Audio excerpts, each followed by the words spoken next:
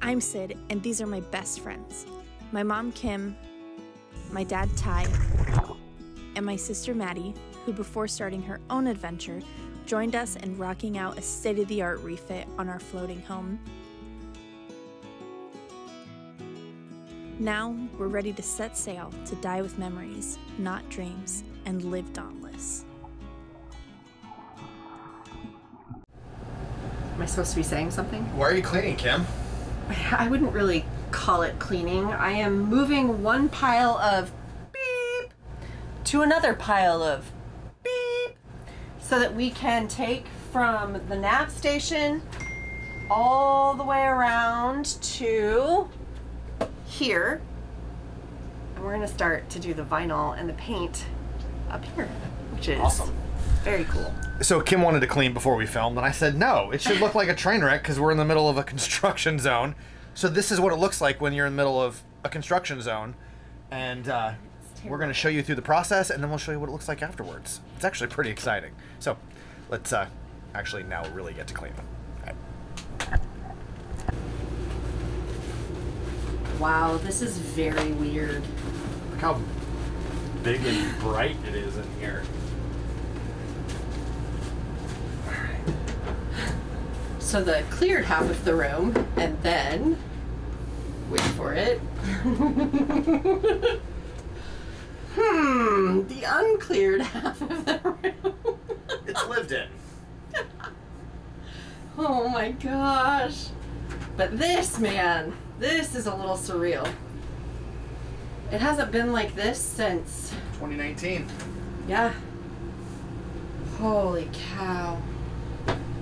Step back for a second. That's just bizarre. Wow.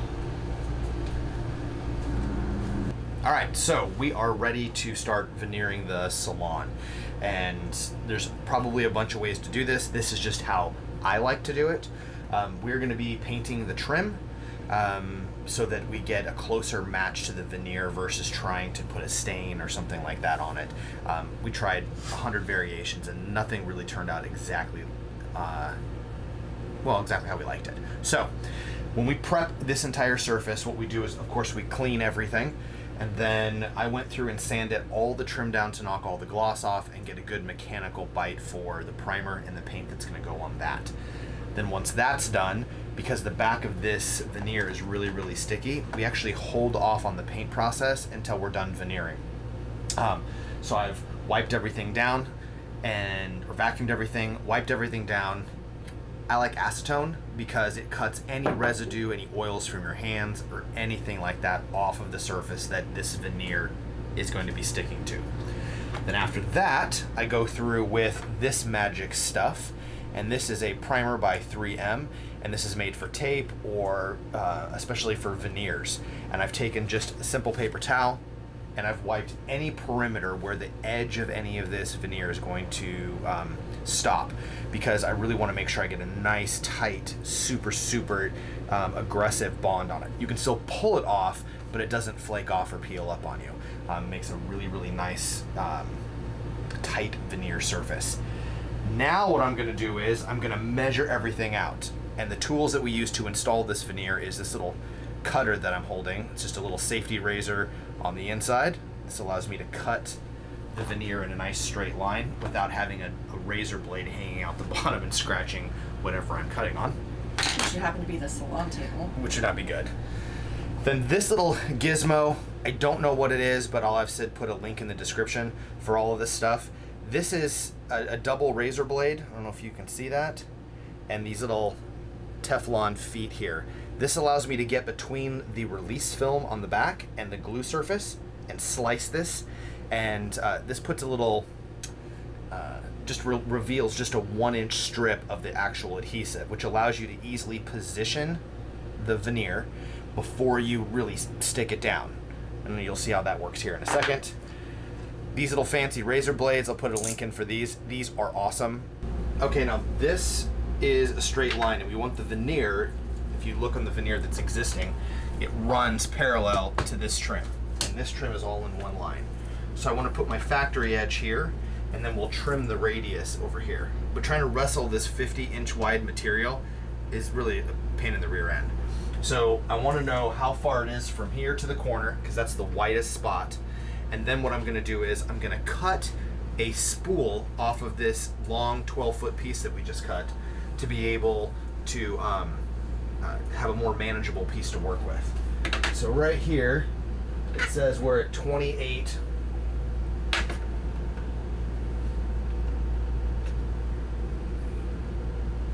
inches. So I'm going to come down on this once I remember where I put my tape measure. I'll be back.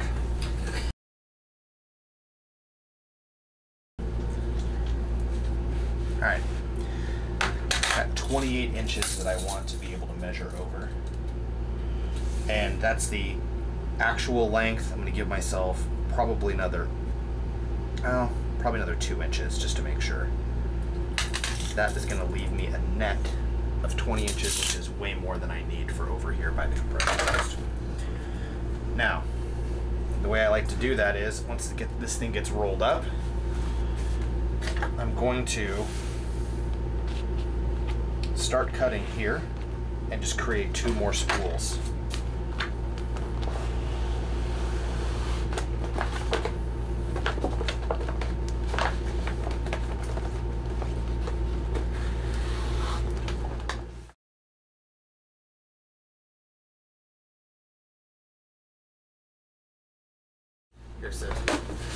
I'll roll that.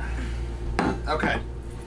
Now this is my cut edge, this is my factory edge, and I can now just roll it out and start making my cuts. To be able to tack it into place while I re-roll it, because I want it to roll from the finished edge out, I'm going to cut that strip that I was describing that allows me to tack it down. And I'm going to use this guy. And I want that adhesive strip to be right about here so that I get a continuous, it's continuously stuck down. I'm not trying to jump over here because when I come around this, I want to make sure that this entire thing lays flat and I don't get any creases or anything around these corners. So about 16 inches from the edge.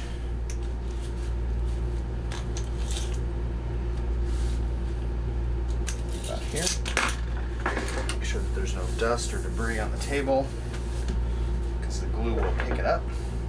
This just gets inserted like so. And then this one I've used a lot, so it's a little raggedy. Give it a little tug just to make sure I get it started.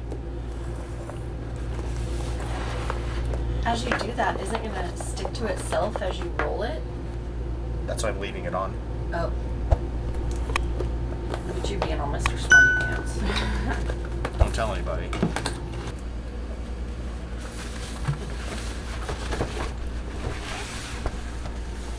How far out do you want to go? All the way out.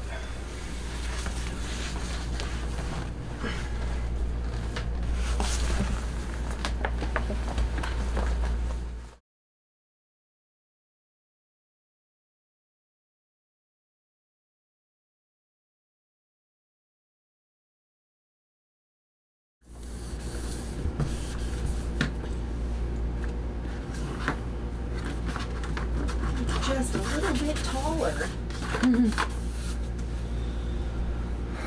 Alright, so I got that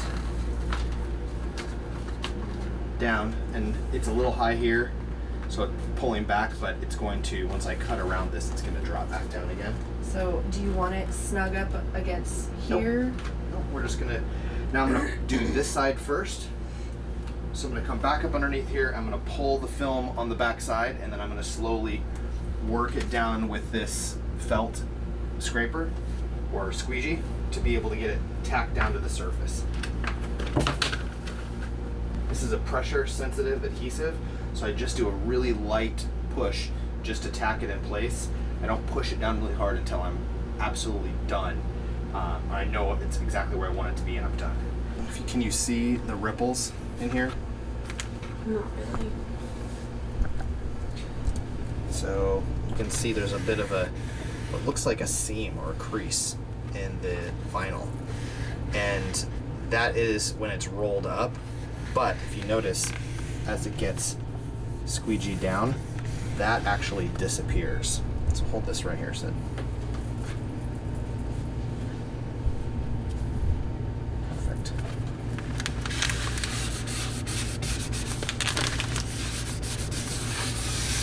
You can see how it just completely disappears as it gets squeegeed down to the surface. All right, so a lot of this you just kind of have to practice. So order a little bit extra so that you've got some to work with. And even though the square footage of what you think you may need, because you calculate all the square footage and then this roll's this big, it should fit. There is a lot of waste in this process because there's just a lot of funky cutoffs. Nothing's square in a boat. Everything's curved in little pieces and what have you. So you want to practice some of these before you get into some stuff that's a little bit more difficult. So Sid, if you can focus down here. So you see how this veneer looks like it's not going to reach the gap? Mm-hmm. All right. That's because it's coming up, it's going flat here and it's coming up over this surface. So I want to make sure that my veneer gets tucked all the way tight and doesn't have any gaps and makes it all the way over to here, but I don't want to cut it short. So what I'm going to do is I'm going to pull this here and I can just run my finger or a squeegee down, okay, on the edge, and that just barely creases it so I can see where the line is. Can you see that in the video? How there's like a crease right there? Yes. Okay, that's the edge. I want to come in about the gap that I'm missing here, which is about 3/16 of an inch, and I'm going to cut just shy of that. And the way I know I'm doing that is I take my razor and I lock it, and then I put my pinky right here and I stack my fingers up so I have this distance that I'm happy with. And this pinky is riding along this edge. And I'm just cutting a little excess over so there's a little bit of waste. And I just follow that all the way down. And cutting more isn't necessarily bad. Giving a little excess. And then I'm gonna do the same thing on this section right here. Maybe a 1/4 inch gap. Okay, so now I'm relieving the tension here. So now as I come around to this corner, I can then work it down to this edge.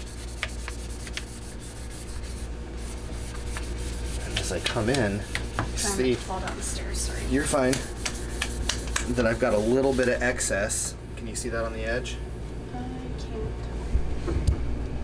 You can see that I've got a little bit of excess that lips up around the edge. And then I can get in here and I can cut off that excess when I'm done. I'm going to show you how this works as I come around this corner. Doing all my research, there's not a whole lot out there that teaches you this stuff. So you just kind of have to practice. So I learned this with some trial and error. And you can see how, look how short it looks right now. Like there's like no way It's really short. it's gonna be crazy short, right? So I get into the corner, and then again I just come right here, and I'm just going to come to the point where this reaches, and I'm just gonna nick this, just like that, okay? And I'm just gonna come down and slowly relieve the pressure, and it's just barely gonna tear as it comes around that corner.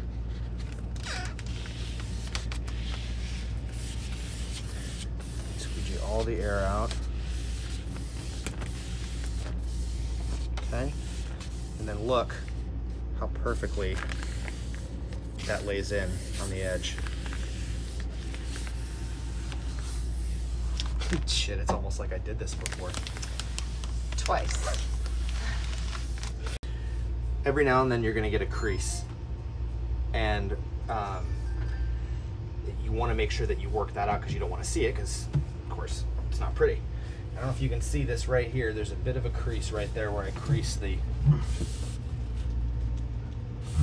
veneer. Can you make that out? Yes. Okay. Now, so what I'm gonna do is I'm gonna pull this up so the veneer, the crease is up high. Okay. take this heat gun on low, because it's very easily manipulated. And on low on this is probably 180 degrees. But I'm just gonna warm this up until I can start seeing it move. Okay? Then I'm gonna take my squeegee with the felt side, and I'm slowly going to work that back down again. And the crease is gone. So we can fix it if necessary. Okay, I don't know if you guys can see this outline right here, but this used to be a little flip up TV holder that was activated by a switch over here on the wall that I have removed. And this also provided a little bit of ventilation for this mechanical cabinet down here.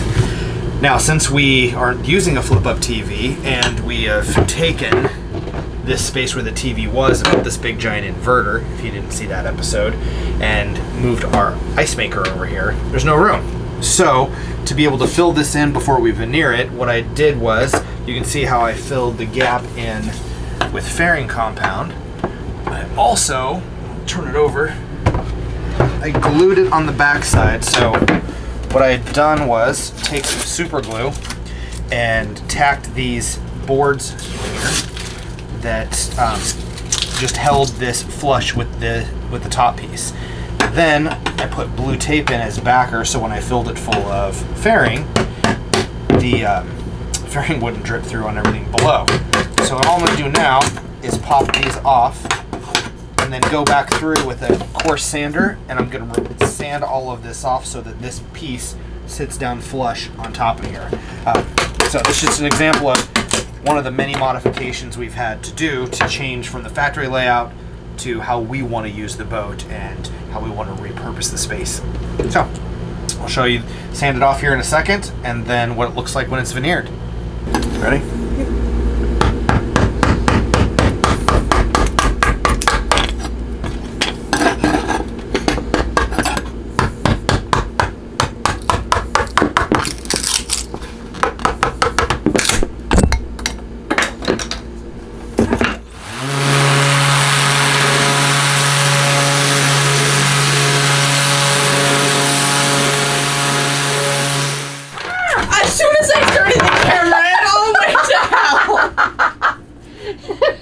Get that?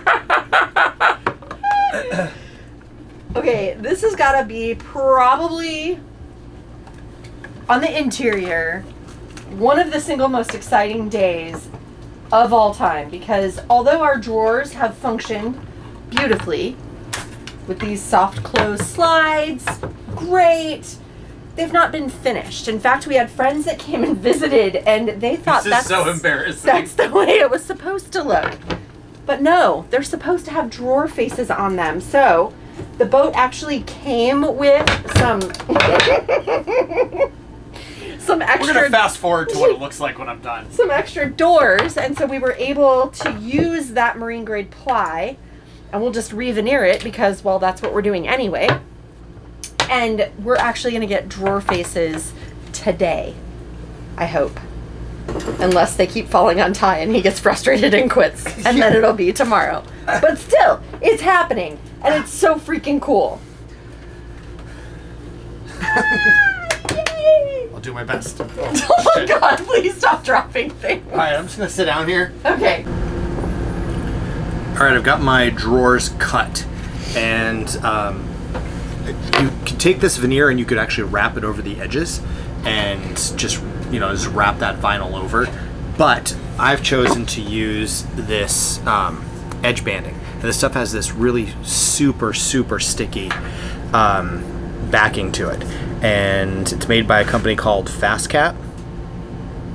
And so there's a couple tools that they sell, which I would recommend if you end up doing this. This is a flush cut trimmer.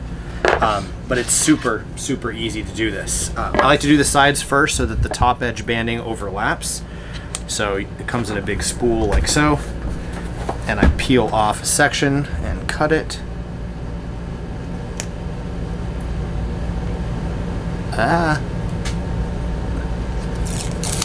right, now this stuff is like crazy super sticky, which is cool because you can put this on raw plywood edge without doing any sealing or sanding or anything like that. This is just a clean cut on the table saw. On the other doors, I'm just cutting off the edge banding, cutting off the old glue, and giving it a quick sand if necessary, just to make sure that it's flat, but that's all you gotta do. Then, basically, I make sure that it overhangs a little bit on either side. I got this cool roller here. I used to apply some pressure. Presses the glue down in. And then take this flush cut and lay it on the side. And this lays flat and it cuts right at the edge. So once it's there, now it's a smooth trim.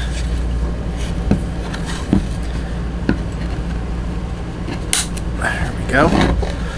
That trims the edges. Now we have to trim the sides. And they do sell an edge trimmer, and it's garbage. It doesn't work very well at all. However, on Amazon, and I'll post a link to this as well, I'll show you what we're using. And that's this guy right here. So you put this on the edge, and this little tiny V groove, I don't know if you can see that, there's one on either side, that's the actual cutting edge. So as I drop down on this, it cuts this direction, and you can see the taper. Then I just put it back and drop the opposite direction, and that's it. It's a perfectly flush trimmed edge. And as you can see, it's super fast. And that's it. Do that on all four sides, and then once I've got that done, then I'll come back and I'll actually do the veneer on the outside surfaces. That's it. Once the edge banding has been cut on all four sides, the veneer can be applied to each face, and the excess trimmed off precisely at the edge.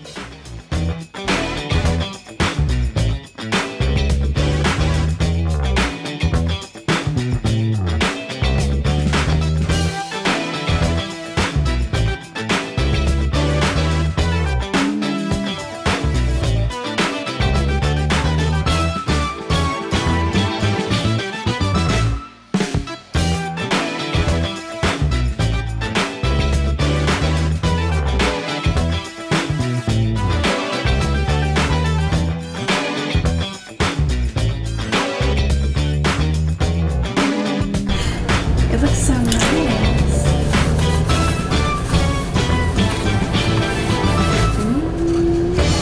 Okay.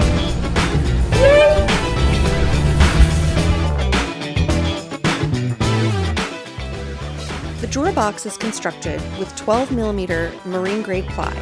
The drawer face is 15mm. The push button latch is meant for the 15mm face, so we have to scribe and cut the drawer box to accommodate the hardware.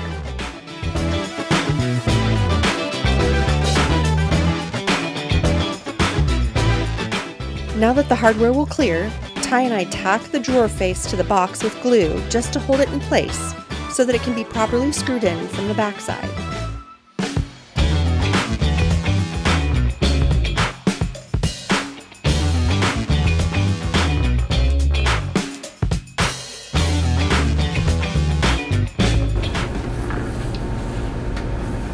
So I feel like we're kind of in the home stretch on this side of the room for this project. We are. Yep. Putting my final coat of paint on. Use a roller to minimize any brush marks. We're getting close, babe. We're getting close. Can't wait to put it all back together. Mere hours. I'm almost believing you, because you said yesterday that we'd have drawer faces by lunch, and we did.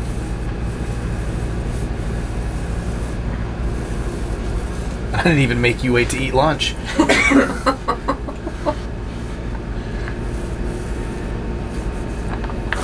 Now they're stacked up on the counter.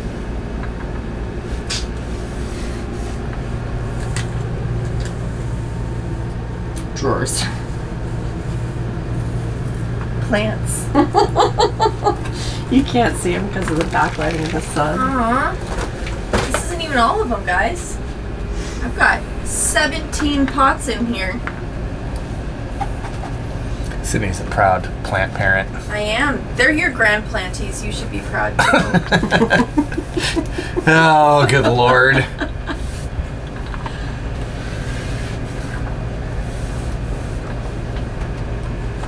I even have a plot that says proud plant parent. Here, I'll show the people. This is a crassula. Its common name is, there's a couple, but you had rat tail, watch chain. They bloom in the fall with green and yellow flowers. Proud plant parent. Follow me on Instagram for more at sid.travelsworld if you want to see the babies grow.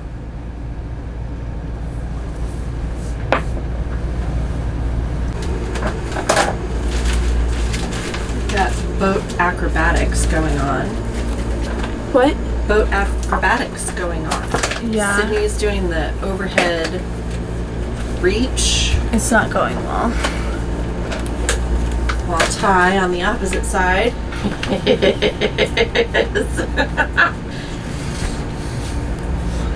Oh, it's fun. Climbing on the nav station.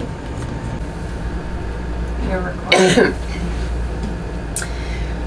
Okay, so we're not going to bore you with the details of doing the port side of the galley. We'll give you a kind of a brief overview of that in next week's video. But to end this week, we wanted to show you what we started with and how it seems like it would be okay. It doesn't look terrible, but man, once you look around and see how it looks brand new, it is, God, it's so pretty. I'm so happy with the way it turned out. And you know, the new owner of this boat, you are getting a unique, gorgeous boat.